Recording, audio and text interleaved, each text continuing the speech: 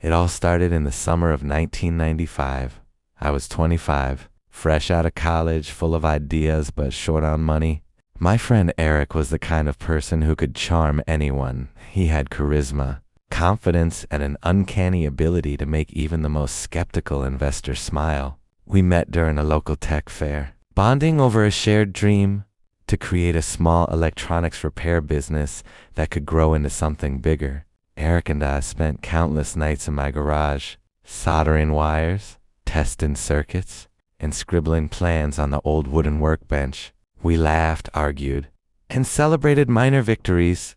Fixing a radio or building a prototype felt like conquering the world. Back then, nothing seemed impossible. By late 1995, we had enough saved to rent a small shop downtown. It was cramped, dusty, and smelled of solder and burnt plastic, but it was ours. I handled the technical side while Eric dealt with customers and finances.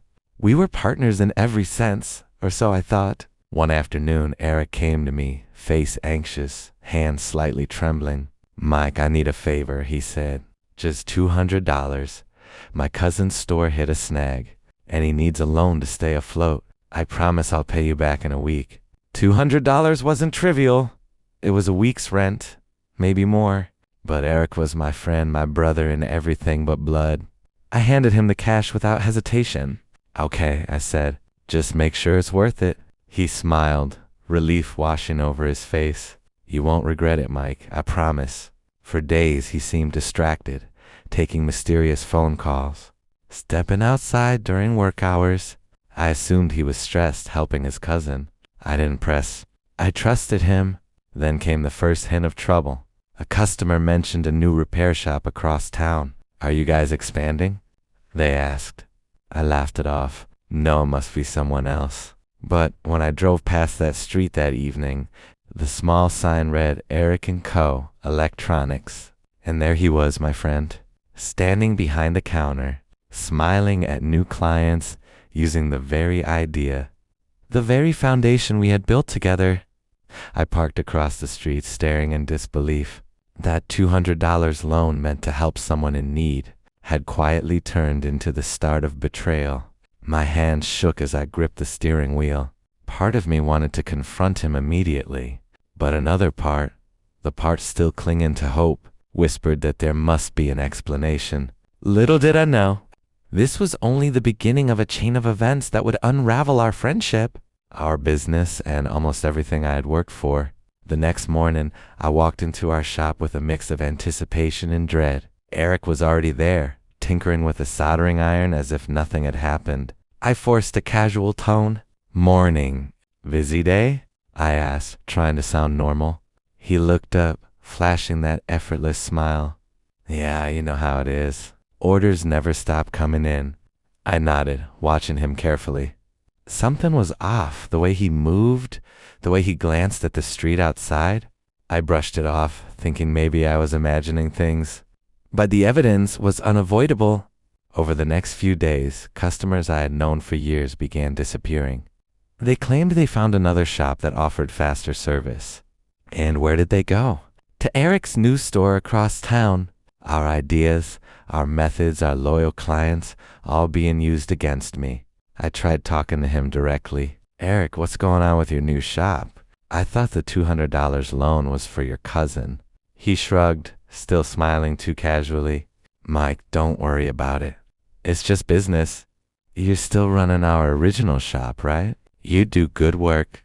I'm just expanding opportunities." Expanding?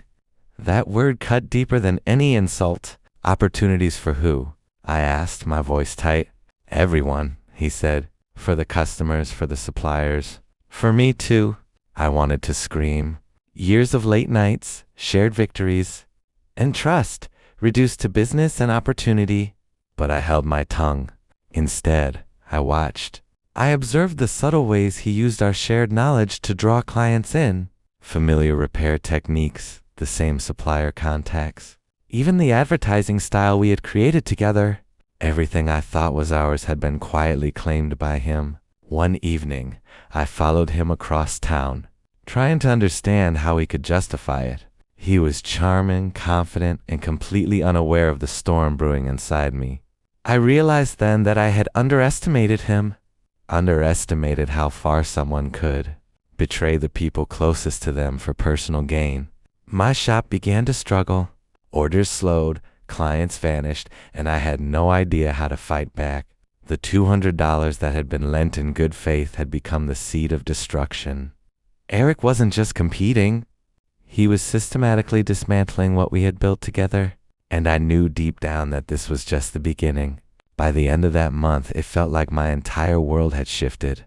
My once busy shop had become quiet, almost empty. The familiar hum of the soldering iron and the chatter of customers were replaced by silence, broken only by the occasional creak of the floorboards. I spent hours staring at the empty shelves, wondering how everything had fallen apart so quickly.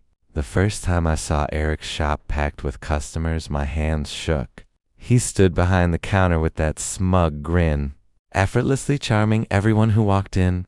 It was the same techniques we had developed together, the same personal touches, yet now they were used to build his empire at my expense. I tried to fight back. I ran promotions, offered discounts, stayed late to personally repair every customer's electronics, but it wasn't enough. The clients I had built relationships with slowly shifted their loyalty. I realized I was fighting an invisible war against someone who had stolen not just money or ideas, but trust and respect. One night, after closing the shop alone, I sat at the small table in the back, my head in my hands. The 200美元I had lent him seemed like the smallest betrayal in a cascade of failures. It wasn't the money, it was the principle. The lesson that someone you trusted could turn your life upside down in an instant.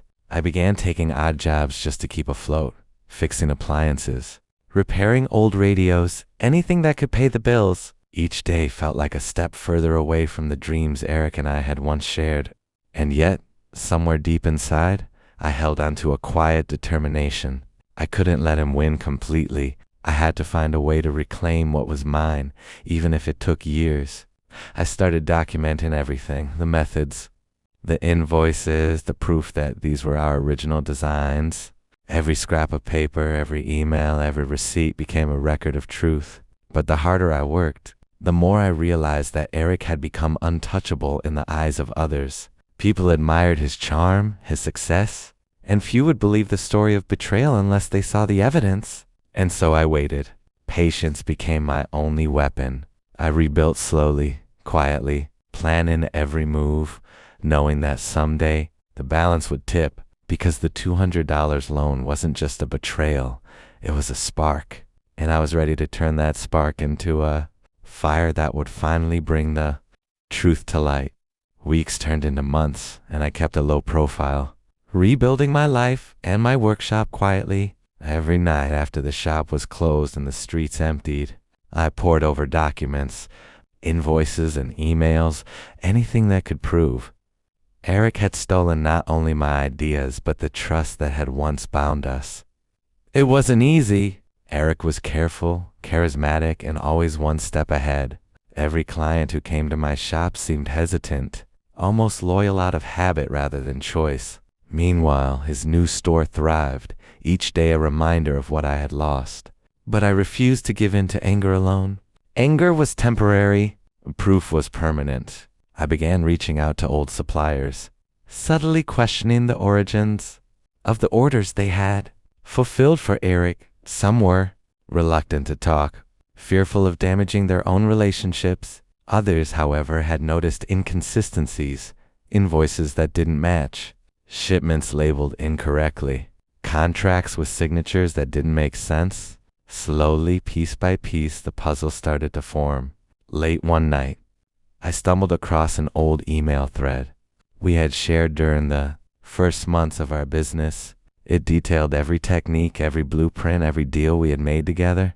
I realized then that if I could combine this with the supplier testimonies and physical receipts, I would have undeniable proof. I also began secretly tracking Eric's business moves. He was expanding rapidly, signing deals, taking loans, and hiring new employees, all under the guise of a legitimate expansion. But to me, every decision he made was a potential mistake, a crack in the armor that could eventually expose the truth. One evening, as I cross-referenced invoices with our original designs, my heart raced. There it was, a clear pattern of misappropriation. Eric had taken our methods, applied slight modifications, and claimed them as his own. The evidence was real, tangible, and powerful. I knew I couldn't confront him directly, not yet. Not until I had the full story, airtight and undeniable. Confrontation without proof would only make me look desperate, and he thrived on appearances. Instead, I focused on strategy. I contacted a few journalists discreetly, those who had covered small business disputes and intellectual property theft. I didn't spill the story, not yet. I merely hinted that I had something big, something that would change the way people saw Eric's success. The day I left one of these emails, I felt a rush I hadn't felt since we first opened the shop together. This was no longer about revenge. It was about justice, and for the first time in months I allowed myself a small smile. The fire that Eric had started with his betrayal was now mine to control. By now, the evidence was piling up. Every invoice, email, and supplier testimony was a piece of the story Eric couldn't deny. I could see it clearly, the pattern of deceit, the stolen ideas the clients quietly siphoned away. But proof alone wasn't enough. I needed impact. I needed someone who could expose the truth and make it undeniable. I reached out to Claire, a local journalist I had met years ago during a tech fair. She had a reputation for thorough investigative reporting, especially on small business fraud.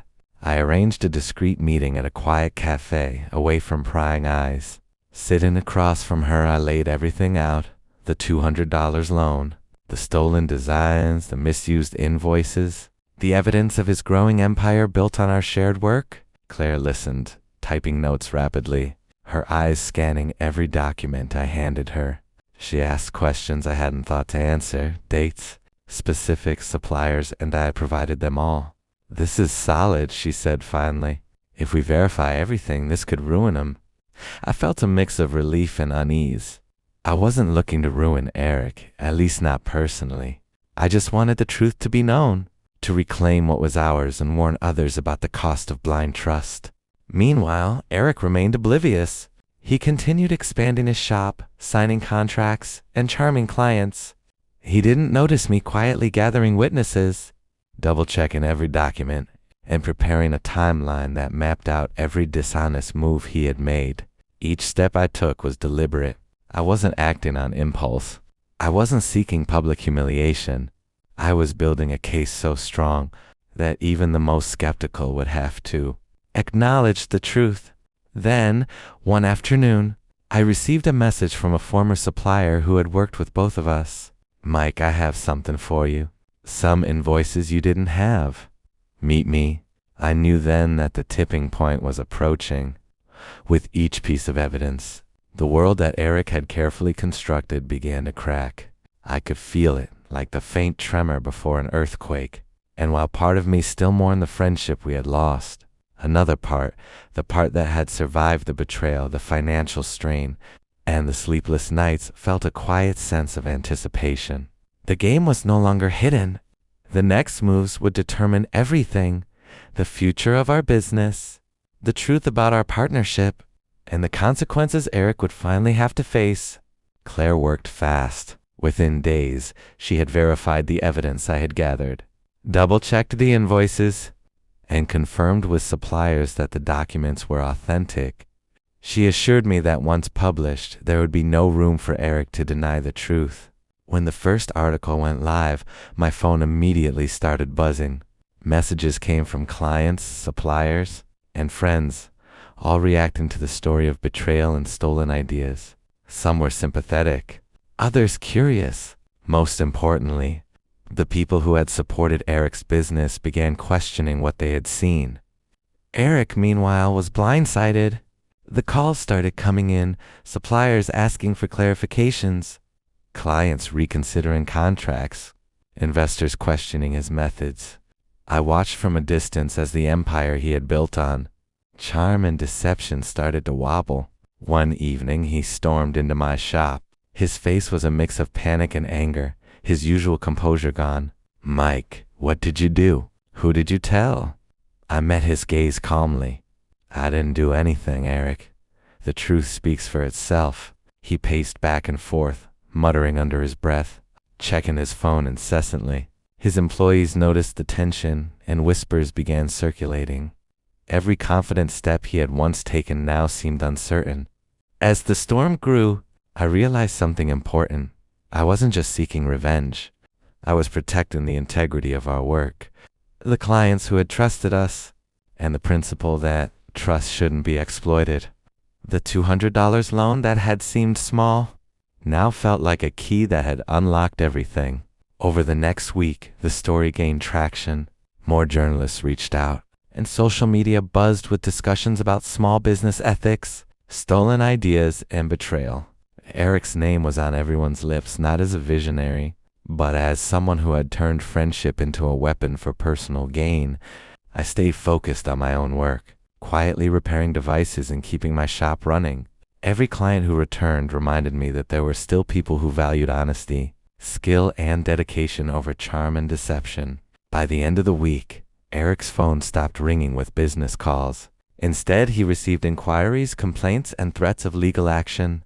The world he had built was collapsing, and I finally understood the quiet power of patience and preparation. The $200 loan had sparked a fire, but it wasn't rage that fueled it. It was truth. And the storm had only just begun.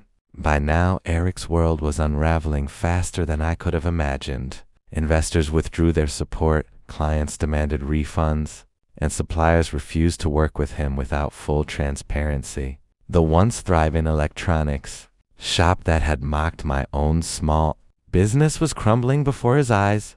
I watched from a distance, feeling a complicated mix of satisfaction and sorrow. Satisfaction because justice was finally taking its course.